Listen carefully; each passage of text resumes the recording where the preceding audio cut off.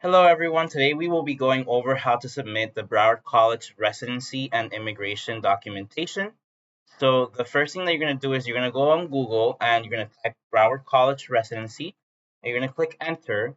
And when you click enter, the first link that you see there is going to, you're going to click there and you're going to be taken over to the Florida Residency and Immigration webpage for Broward College, where you're going to be able to follow the steps below to submit your residency form and, if required, your immigration documentation.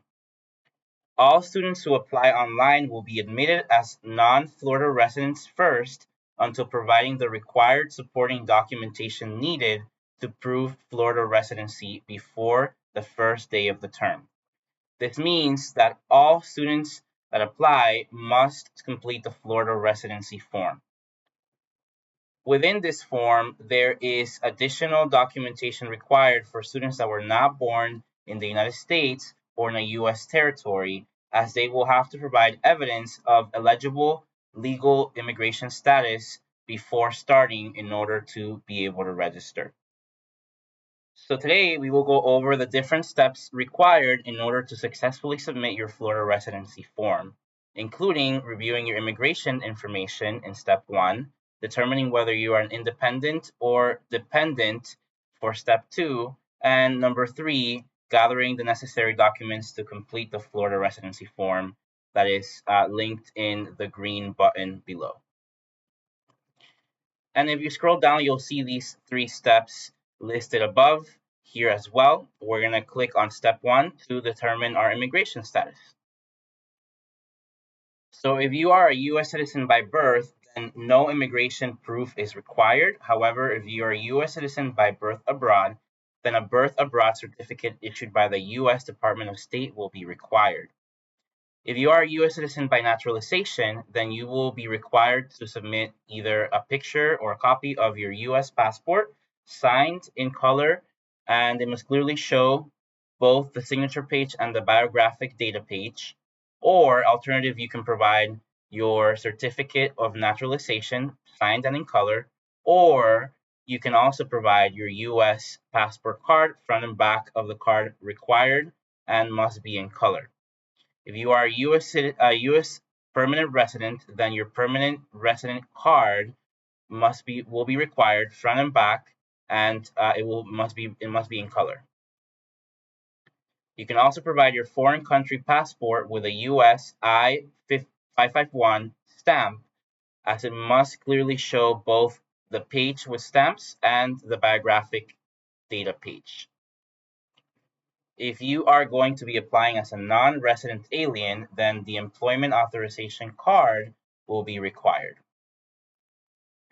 So now that you have determined which documents to provide, these are some examples of what they should look like once you submit them. So for example, if you are a U.S. citizen by naturalization and you want to submit your naturalization certificate, then you're going to submit something similar to this. If you are a permanent resident and you're going to be submitting your permanent resident card, you're going to submit something that looks similar to this, and so on and so on.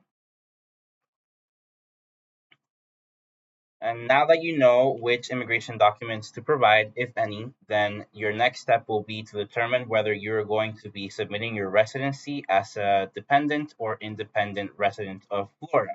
So you're going to click on step 2, and that is going to take you here. Now, you can be considered an independent student if you are over the age of 24, you're married, or you have a child or another dependent who lives with you and receives more than 50% of their support from you.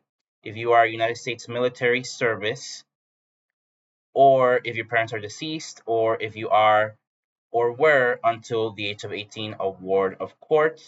You can also be a homeless youth by a Florida School District homeless liaison. So you have multiple ways to achieve independent status for residency.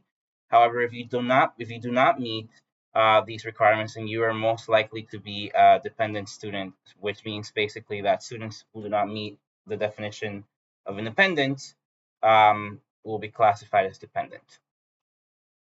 Now, step 3 is going to be determining which documents you're going to provide to prove your residency in Florida. All documents must be dated, issued, or filed at least 12 months before the day of the term in which Florida residency for tuition purposes classification is requested.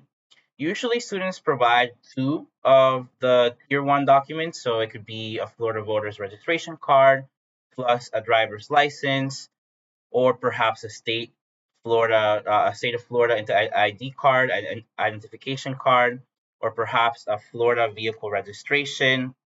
These are some documents that you can use to prove your Florida residency. You can use two of those, including the additional ones listed there. Or you could do one of Tier 1 and one of Tier 2, including a Florida professional or occupational license, declaration of domicile in Florida. These are some of the options that you have. Once you have the documents that you're going to be needing in order to successfully complete the form, you're going to click on the Florida resident form that is found right below that button here. You're going to click here, and that is going to take you over to the form. And you're going to click on completing the form. And the first thing you'll see is the information that is listed there. It will just reiterate the information that we just went over on the website. So you can scroll down all the way to Florida Residency Declaration for tuition purposes. You're going to read, and once you read, you're going to click on the check marks there if you agree. And then for the student information, you're going to input your personal, student information. So your first name, your last name, your date of birth, your age, and whether you are a U.S. citizen by birth, naturalization, or a resident or a non-resident alien. Then you're gonna continue scrolling down to where it says if you're married, you're gonna put your marital status there. And then for the Florida residency documentation, you're going to check mark on the documents that you're going to be providing. So if you're going to be providing your Florida ID, you're going to click here, and it'll ask you for your ID number, your current issue date, your original issue date as well, and you're going to attach a picture of your license there where it says attach file. Same thing for the Florida vehicle registration, your plate number, current issue date, original issue date, and you're going to attach the file with the documentation. If you're going to use the voter's registration card, you can also follow the steps there. You only need two of these, or alternatively, you would just need one of these in conjunction with one of the Tier 2 documents. And then you're going to for if you are not a if you are required I'm sorry if you're required to submit immigration documentation, you're going to attach it here where it says additional documentation, and then you're going to read the acknowledgments there, click here, and then sign and date, and then submit. And that is how you will successfully complete your Florida residency declaration for tuition purposes. Thank you for watching.